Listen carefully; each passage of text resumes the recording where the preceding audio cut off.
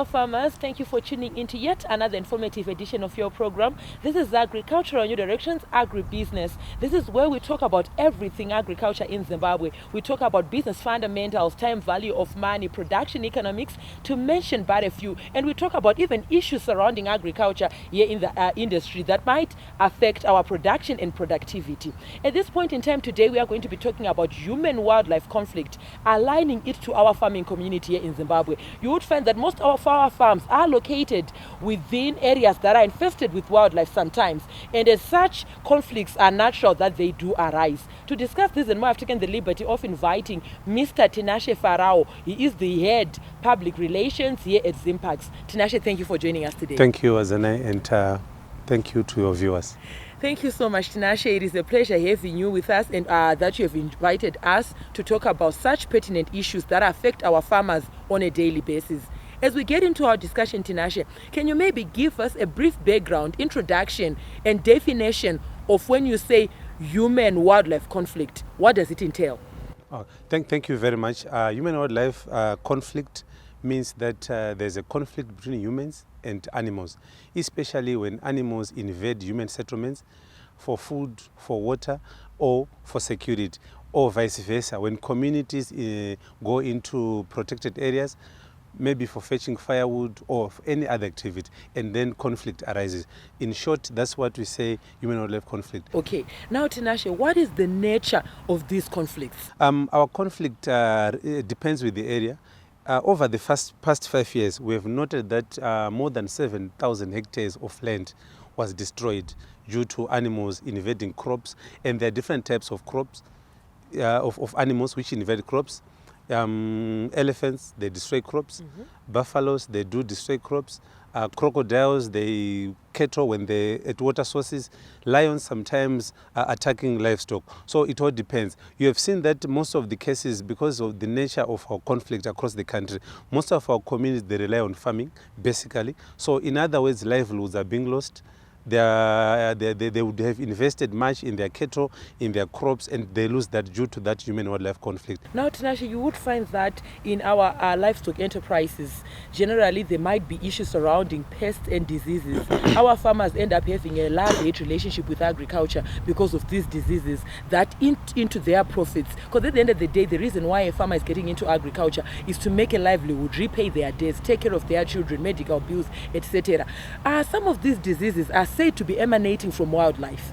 There are diseases that originate from wildlife. I'm talking about maybe be it anthrax, be it certain diseases that affect poultry.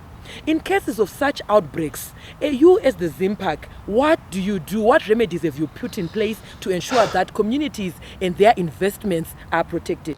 Thank you very much. Last year in November, government in its wisdom approved a human-wildlife relief fund. It's a relief fund, and primarily now it's focusing more on cautioning communities. Say someone has lost his or her life, maybe you can buy a coffin so that we can support the bereaved family. Someone got injured, we can also try to ensure that at least someone can get treatment. When it comes to crops, we are still at the early stages of crafting that kind of a document, but the whole idea is to make sure that our farmers can also protect their livelihoods. But there are a lot of programs that we've also put in place as national parks to make sure that communities are safe. Most of the problems that we face when it comes to animals, normally most of our animals, they move at night, and we encourage community to minimize movements at night, especially where the animals are, number one. Number two, we also teach our communities about animal behavior. For an example, buffaloes, in this case, they also have a lot of diseases like your anthrax, which can be dangerous to our cattle. We also say these animals normally feed during the morning, they rest during the rest of the day, and they always spend their time near water sources. So these are the educational programs that we put in place to say these animals, they move at night, try to minimize movements at night, try also to avoid bushes because they also rest there. So these are the programs that we are also to make sure that at least our communities are aware. But most importantly is to ensure that communities benefit from wildlife. That's why we have campfire program, community-based natural resource management, where communities can also see wildlife as a source of income, as an economic opportunity, not only to think about cropping, but also to think about wildlife management, to think about keeping zebras, to think about keeping animals so that you can eke a living. It's not only about livestock or cropping that we are used to, but those are some of the programs that say, and when the money is there, we make sure that we put it to good use. People can get money, they can create employment, children go to school, infrastructure development through wildlife, because this is a lucrative business. Okay, now Tinashe, your recommendations to our farming community in terms of those that might have taken heed to your advice, saying that it's not just about wildlife, livestock rather, where you are saying I have my head of cattle, I have 100 cattle, but you can also have maybe on the side on your farm, which speaks to agrotourism. You can maybe have zebras, you can maybe have kudus, impalas, etc. What is maybe in brief the requirements? I know it's an episode on its own, but the requirements or the prerequisites of a farmer to have maybe zebras on a certain portion of his farm? What we do, our scientists, our ecologists will do an assessment at a property, looking at the property, how big is it, what kind of an animal can we accommodate. So they look at the availability of water, availability of security, and also vegetation. Those three critical issues will make sure that someone can get the animals. Government, through its in its wisdom, has also tried to provide some of these things. So the farmer can only cater for the cost of capturing the animal, and everything else as the Department of National Parks can do that, because the animals are there, and it also helps us to minimize things like human-wildlife conflict in communities. When zebras or any other animal invade communities, if a farmer is interested, can capture that animal, keep it at his house, and also try to attract more people, because it's a major draw card for tourist wildlife, because our tourism naturally is wildlife based. Okay, thank you so much, Tinashe. That was very detailed. On that note, viewers, we're going to go on a short commercial break. We'll be right back with this and more in the second segment. Stay tuned.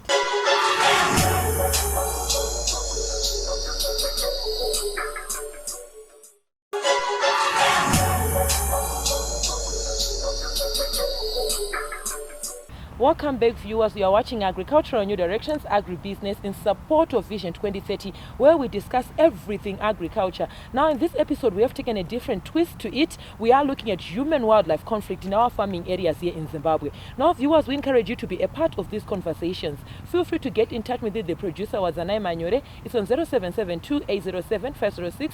Alternatively, you can like our Facebook page, Agribusiness with Wazanai. Leave your comments and suggestions, and make a follow-up on this episode and more on our YouTube channel, Agribusiness with Wazanai. We are also now available on Twitter, where most of these discussions take place, and most updates are always there on our Twitter timeline. It's at Agribusiness 110. Now, earlier on, prior to the break, Mr. Farao here was enlightening us on how you can acquire wildlife on your farm, depending on how maybe the vegetation, availability of water that you do have at your premise. Tinashe, we are here in the second segment. Welcome back. Thank you very much. Now, Tinashe, as we delve deeper into our discussion, can we maybe talk about the penalties that are associated with killing wildlife, or maybe hunting, be it in your farm, or maybe you are just driving around, you just feel like what is it like? Okay, thank you very much.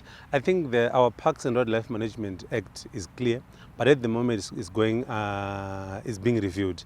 There's a process which is ongoing, because that document is outdated. It's a colonial document which started in the 1970s. So it was mainly serving the interests of the colonialists, but most importantly, it was meant to protect our wildlife. And historically, maybe as a people, hunting to us as Africans, as Zimbabweans, is not new. We've been doing that since time immemorial. But there are what we call keystone species, keystone animals, like your elephant, your rhino, and all those animals which are threatened with extinction globally. For example, if one is found in possession of a rhino horn or an elephant tusk, it's a 9-year mandatory sentence. Okay. And this has helped us in terms of curbing poaching throughout the country. If you look at how we've also engaged other stakeholders in the wildlife management or in the protection of wildlife, like your judiciary, which obviously is sentencing offenders, the police that we are working with in terms of arrest, and the communities who are the first line of defense. So the penalties differ depending with the species. There are also other species like your pangolin, which are all obviously threatened with extinction, and many other animals. And there are two types of poaching, especially within our farming communities. There are people who can poach for the pot, domestic poaching. Yes. Maybe they can poach an impala, kudu, just for the pot. And then there are others who who we can call commercial poachers. They do it for the money so that they can sell wherever they are selling. So these are the different types of poachers. Now, Tinashe, you would find that you were speaking of poaching, which is basically maybe from the definition, the killing of wildlife. Now, Tinemurimi maybe Murewa. He was working in his field, maybe he faced an attack from a wild animal. How are those cases treated by you? You are the experts. Okay, thank you very much. I think from the onset, the definition of poaching is illegal harvesting of wildlife. If you illegally harvest a wildlife, be it for the pot or for commercial purposes, it's illegal. But of course, if you read the Act, it goes on to explain other things, to say, let's say the courts also look at all those things in the village, in the communities, on how best we can deal with that kind of a scenario. Because like I indicated, that's what the law says. Because the law, the act that we are using, it's a colonial document, it's an outdated document, it doesn't speak to the realities of the day. But I hope that the current process is going to answer all those questions. But we encourage our farmers to make sure that they protect that wildlife, because it's a resource, it's a privilege that most of us do not know. Okay, now Tinashe, as we round off this segment, there is one pertinent issue that I want you to address and maybe even demystify to our farming community. In case of an attack, say kuti arikuatakwa, even sometimes kwavakagara vane vana vanenge vachinda kuchikoro, in case of attack from maybe a crocodile, a hyena, from your advice, you've been in the industry for quite some time. What would you recommend as the first line of defense? Is there a scenario yekuti mhuka inokwanisa kuzongopedzisira yafamba yaenda munhu orarama posha anouraya mumwe apa? I think it's always important that most of our animals, they do not attack unprovoked. Okay. Maybe save for a buffalo, which can attack on sight. Most of the animals, they attack after provocation. Okay. What am I saying? When you see wild animals, these are some of the basic educational programs that we do in our communities through our community relations officers right across the country, who help our people to teach them about animal behavior. I can give you an example. The animals, if they feel safe around you, they will not attack you. But if they feel threatened, they will defend. And they give warnings that they are about to attack. Most of the attacks that we've witnessed, especially this year, were crocodile attacks. Okay. Because of the rain season. We appreciate that there are a lot of rivers, streams and water sources right across the country. And we are saying to our communities, try to avoid cross-flooded rivers, number one. Number two, where we rely on water, let's barricade the place. Okay. We barricade the place, make it clear, because crocodiles will be always in the water. They live in the water. So we also try to teach our communities that way. And maybe relatives will be crossing from one village to the other. Yes. They use some of those rivers and that stuff. So we are trying to say, let's also be aware of our surroundings. Let's minimize movements at night. Let's try by all means to be on the lookout, especially in areas where the animals are. And if ever they see animals, they give us as much information as possible so that we can react. And we do react within the shortest possible time. Okay, yeah. Thank you so much, Tinashe. On that note, we're also going to go on a short commercial break. We'll be right back with this and more in the third and final segment. Stay tuned.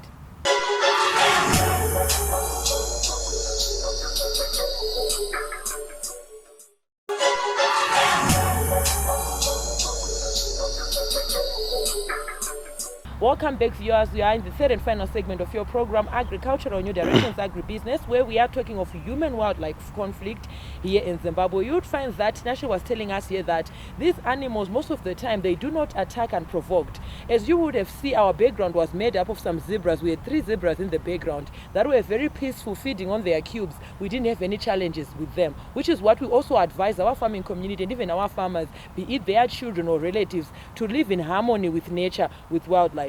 Tinashe, we are here in the third and final segment. Welcome back. Thank you very much. Now, Tinashe, you would find that there are some challenges that our farmers who are adjacent to maybe wildlife-infested areas may be living with their livestock. What are some of those challenges and what are you doing to mitigate them? Thank you very much. We have had a lot of problems right across the country where some farmers will drive their cattle into national parks area because they'll be looking for food, and the risk there is transfer of diseases and also the animals being attacked by animals. In some communities, they will drive their cattle into the park maybe for the whole season. As we get into the dry season, the winter, they will just drive their cattle into the park. No one knows, difficult to follow up. So those are some of the problems that we've been facing. And the other thing, most importantly, especially in areas around Matetsi, in Wange there, you'd see that there are two different types of farmers.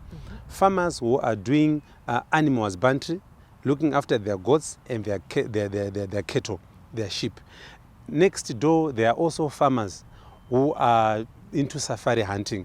So a safari hunter would love to see more lions thriving, and an animal husbandry farmer would want to see his cattle. So when you go there, say the lions attack the cattle in the neighborhood, we get the distress calls, we react. The farmers there will be saying, please leave the lions alone, because that safari hunter or safari farmer is expecting a hunter from abroad to come and pay for hunting. So those are some of the conflicts. So in other words, what is more important is to proper planning of land use, so that there's that buffer to create space for for livestock farmers and also for wildlife farmers. That's why I said we also need to continuously educate our people that they can also become successful through wildlife farming. They can become more successful even again, if you compare with livestock farming. Yes. Wildlife farming, you can make money, it's more lucrative, you can make business. So those are some of the challenges. We've had a challenge also where there were cheetahs which were attacking goats. The livestock farmer comes and say, these cheetahs are attacking my goats. The person next door wants the cheetahs or the leopard, because that's where his business is. Yes. So those are some of the conflicts that we've been trying also to make sure that at least our farmers can live in harmony. But most importantly, farmers must desist from driving their cattle into protected areas.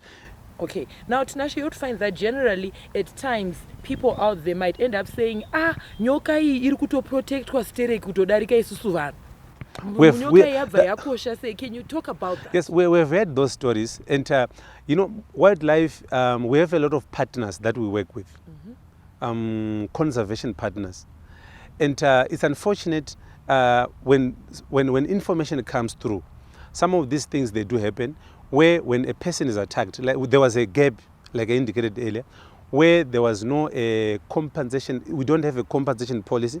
Government came up with a relief fund at the moment, and I'm sure going forward something is going to happen to make sure that farmers are protected. But we have a listening government. They've listened to the cries and calls of community, say we are vulnerable, no one is looking after us, and something is being done. We have had problems, and when an elephant, for an example, is poached, there's a lot of money which is pumped into it through non-governmental organizations, which might not be the same when a person is attacked or lost his life or lost his crops. That's why I said we have a law which does not speak to the realities of the day. We have an act which is we are going through that process, or a legislative review, so that at least our people are protected by law, so that at least when there's a problem, our people feel safe when they see us. You know, we have had problems where some of our officers, we were stoned after we attended after a funeral when someone was killed by an elephant. These things, they do happen, but we always engage them to tell them what really needs to be done so that we can protect each other. Animals do not think. Elephants can't think. That's why if a person is involved in an accident with a wild animal, the person is guilty, because he's supposed to think that this animal cannot think the way I do. So these things, when they happen, we are encouraging our communities, give us as much information as possible. And we are always in the communities. Since the coming in of DG Mangwanya over the last few years, we have seen that we have devolved power throughout the country. Okay. Not only have we devolved the power to make sure that we are accessible, we have also given what we call appropriate authority to rural district councils. So when you see an elephant in Bocha, for an example, you don't really need to talk to national parks. You can talk to Mutare Rural District Council. Okay. When you see a lion in Mbire, for an example, you don't need to wait to talk to national parks. You can talk to Mbire Rural District Council. And we are working closely with those people. Over the last few years, we've been doing a lot of trainings to those rural district council scouts, so that they can help communities. So it's not our job only as national parks. Rural district councils across the country, We are working with them. They can also help. We can only intervene when there's a problem. And also the issue of resources is very important. Sometimes we don't have resources. And those who have resources, they can also come on board to provide those small little things like fuel. Sometimes we might not have because there are challenges that we are going through. Okay, now Tinashe, as we round off, I want you to talk to our farming community in terms of maybe illegal fishing activities. It just arose, as we were having this discussion. You would find that munhu anga ari kusakura mumunda, zuva rakunodoka kumafofo, torachira oro chake, akunobata tuhwe tweusavi, pamwe mimi ndoya mukati mafish bonga. Zvakamira sei mutemo weparks ipapo Tinashe? Pamunhu, because munhu yanga tonzi ifish bonga here, arungonobata maybe miramba miviri kana tumabhesi twekuti aone usavi mumba, vakagara nedhemu, kanda kuna Karoi kumadhemu akazara. And vanhu kana wapedza maybe kuketa fodya kana kutyora, the next thing akunotsvaga muriwo. Vanhu vakagara muarea yayo nemaresources avo. Vanganzi mafish bonga here vanhu, and mapenalties akamira sei? Thank you very much. I think from the word go, we've been talking about a gap in our laws, which we are currently addressing through the legislative review. Fish is regularly available. It's readily available. You can see it everywhere. But there are different types of poaching for fish. And we can also use our discretion, for an example. A farmer is fishing, and we do give people those daily permits. You can go and pay a nominal fee, $1, $2 for fishing for a day for the pot. And then there are also commercial permits that we give for those who are doing business. But for those who are doing that for peasant, what I call peasant, just for the pot, it's not much. It's just to try to regularize so that at least people know it needs resources to look after the animals. We've had problems of poaching, especially in Kariba, because fishing is a big business. It's a lucrative business, and because it's a good nutrition also for our farmers. But we also need to tikati munhandu pasina mutemo. We need to protect the resource so that at least it can also benefit everyone. If you look at our fishing industry, we put so much in law enforcement, patrols. All those things need resources. And where do we get the resource? We get the resource through the permit system. And most importantly, we are a regulator in the industry so that we don't exhaust the resource. We've had problems of low catches in some areas because of overfishing. There are also farmers who might want even to fish in breeding zones or protected areas. We also prohibit that. So we keep on engaging.